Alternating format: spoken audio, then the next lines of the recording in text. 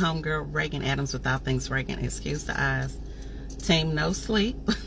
Lord, I was on the phone for like a few hours going into like the time I was supposed to be in the bed, but the conversation was super good, and y'all already know I get wrapped up in a good conversation. But we'll talk about that later, because that is something I want to talk about probably this week.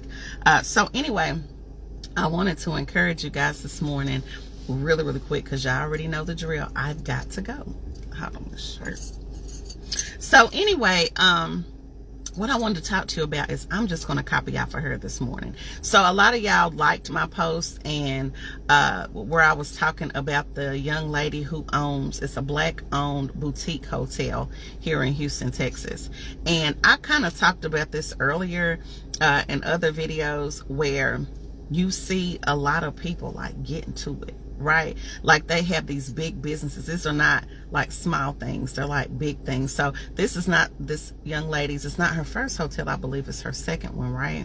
And I'm just like, I don't even think she's 40 yet, don't quote me on that, but she's fairly young, right? And I talked about being in the position to start seeing different things around you, and what you see is very important. I learned that early on when I started doing my event planning.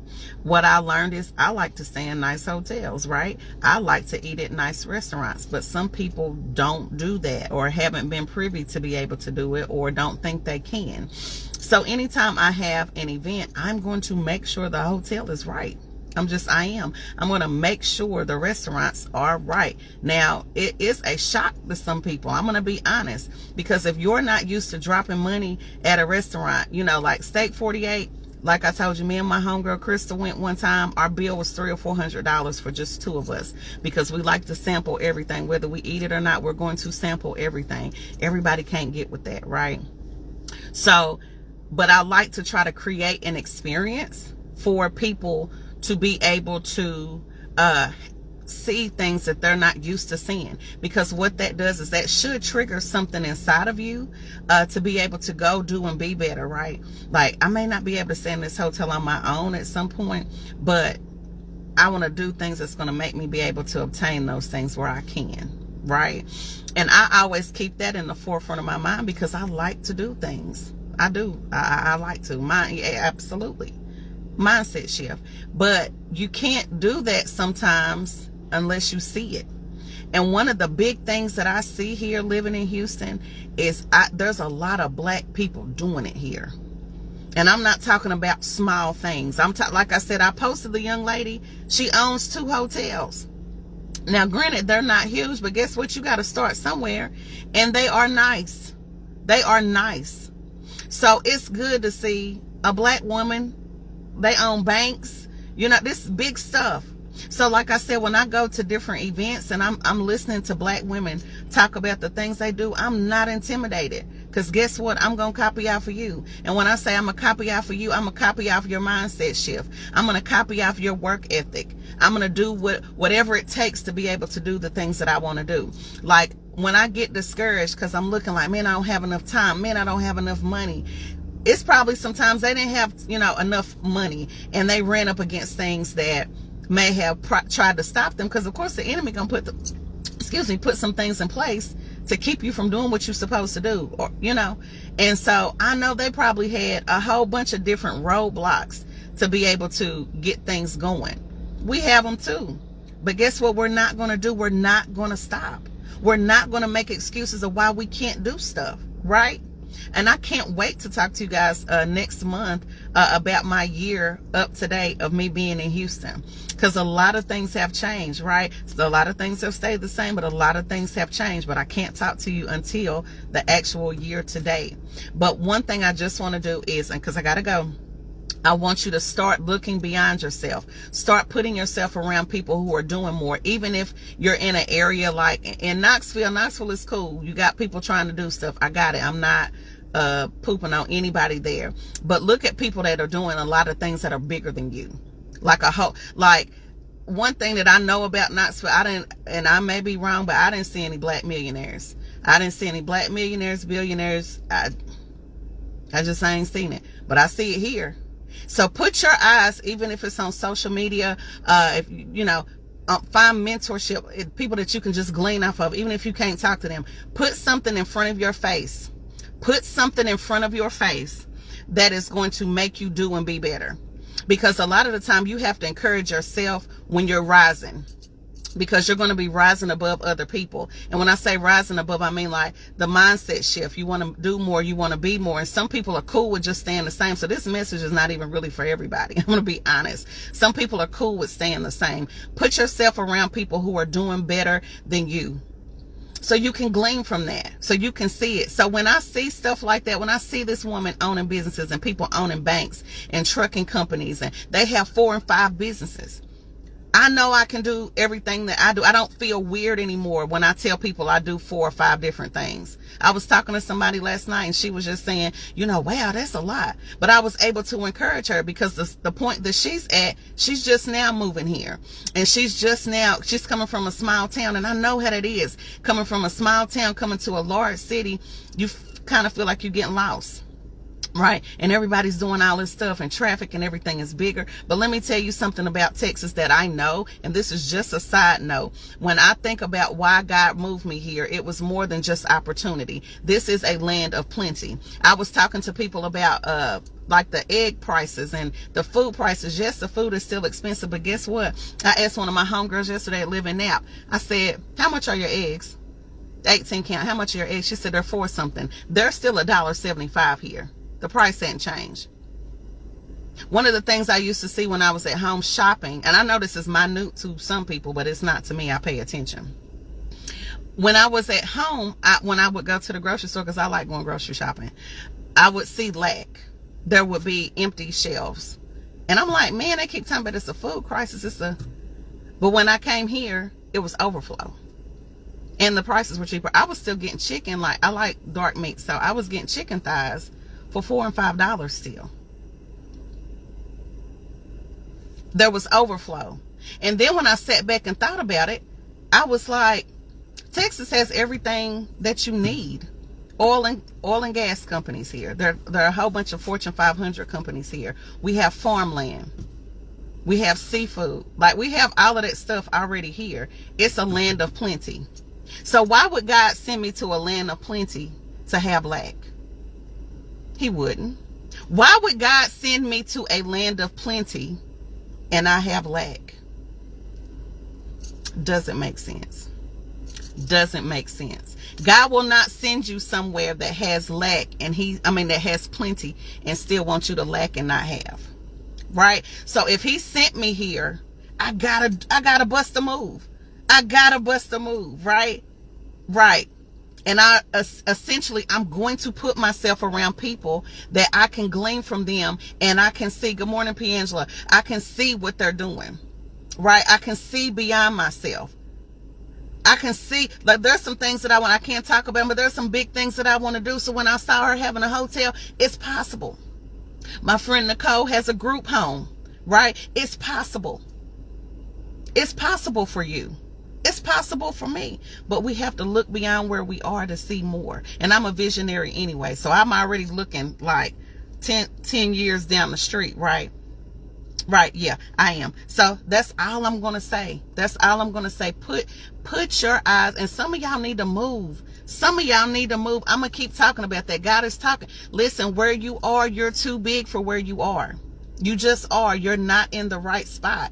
You're not. And some of y'all are scared to move because you're just scared. There's a fear of an unknown. Let me tell you, I can't wait to talk to y'all in August. All the stuff that God has done with my list, and it's becoming more. Right? We're going to talk about that. But I just got to encourage you today. What God has given you, you can absolutely make it a lot bigger than what you even can imagine. But you got to get outside of yourself. You have to push, and you got to work hard. I was having a conversation with God, like, man, God, I don't want to work. Like, I had a job interview, and I don't know why, but I knew I wasn't going to get it. I knew I wasn't going to get it. God said, you keep trying to apply for these jobs. I don't want you to work. I need you to do what I said do.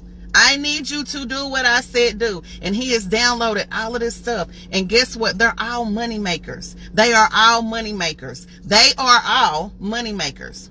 And every time I tell somebody what I'm going to do, because I don't tell y'all because I ain't done it yet, right? I ain't done it yet, but it's in the works.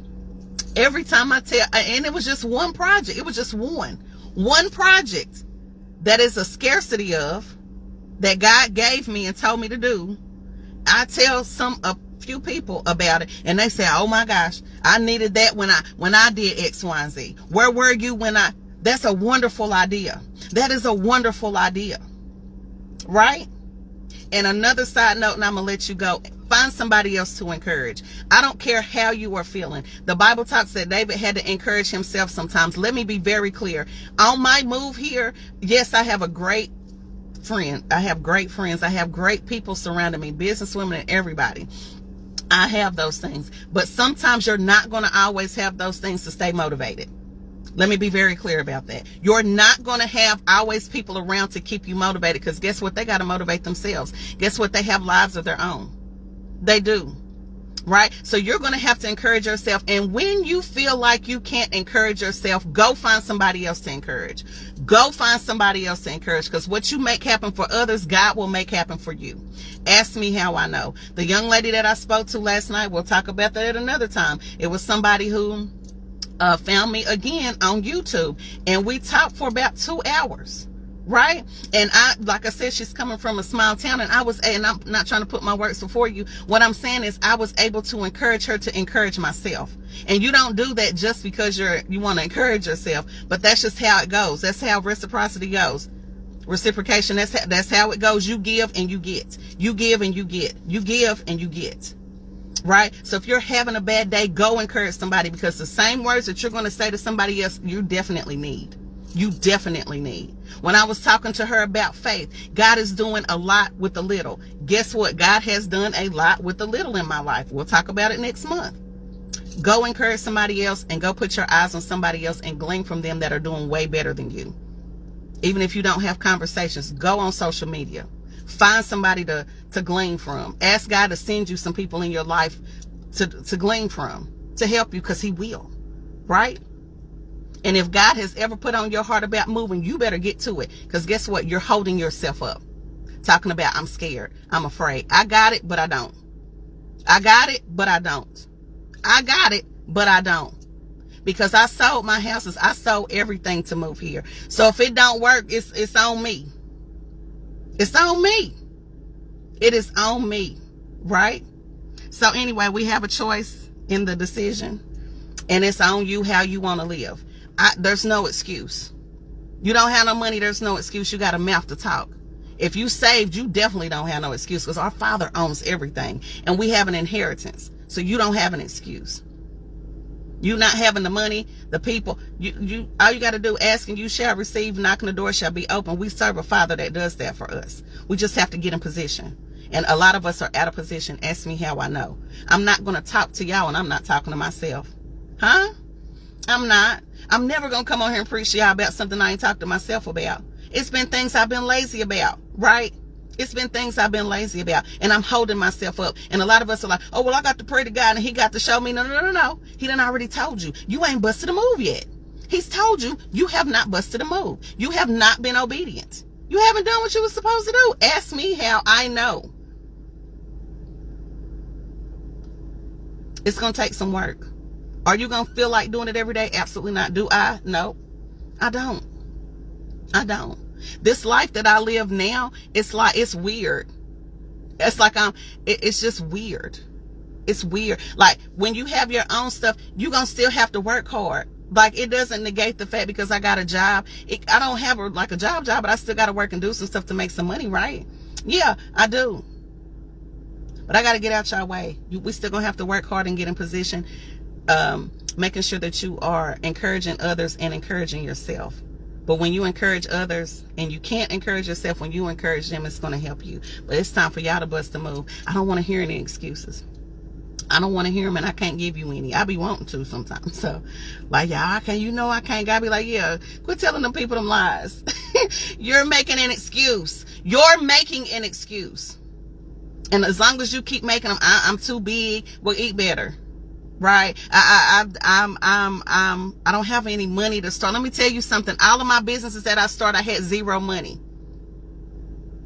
That's when I have my coaching sessions. I talk to people who have been spending money monthly on things they don't need to. It does not cost you any money to really write a book. I wish I would pay somebody to write a book. I wish I would, and no shade to the other people who get on platforms to have 10 or 15 people get on a book and charge them $400 and $500. I wish I would when I can go to youtube.com and learn how to write a book for free. Matter of fact, I can tell you real quick, go to kpd.com on Amazon. If you have Canva, you can go on there and put your book together and I would get the $12.99 a month thing on Canva. So your app, $12.99. You can create your own stuff, and all you need is time to put the book together. It took me 3 months to write both of my books, and I uploaded them myself. If I can do it, listen to me, anybody can. A lot of the time, you just need to sit still and go to YouTube University. Now, if you need to know, now YouTube can't tell you just everything. Sometimes you're going to have to hire a coach to do some things. But a lot of the things we can do on our own, and we're not doing them. A lot of the things we can do, but we're not asking people. We're not opening our mouth. Ask me how I know. I'm talking about myself. So I definitely can talk to y'all about this, right? But I got to go. You have a good day. Have a good week. I will be with you sometime during the week because I got a whole bunch of things to talk to you guys about. I'm going to be doing a visual vision board event, probably the first part of August. I was going to charge for it, but I'm not. I'm going to keep it free. But we definitely need to do this because God is really dealing with me about writing things down and praying over them, writing them down and praying for them and visualizing and seeing things. And so I'm telling you, I'm ready. I'm ready to help myself, and I'm ready to help you. So you guys have a blessed week. If I don't see you or talk to you, this is your girl, your favorite homegirl, Reagan Adams with All Things Reagan. And Reagan says, I think it, I see it, I do it, and you should too. You guys have a good one. Bye.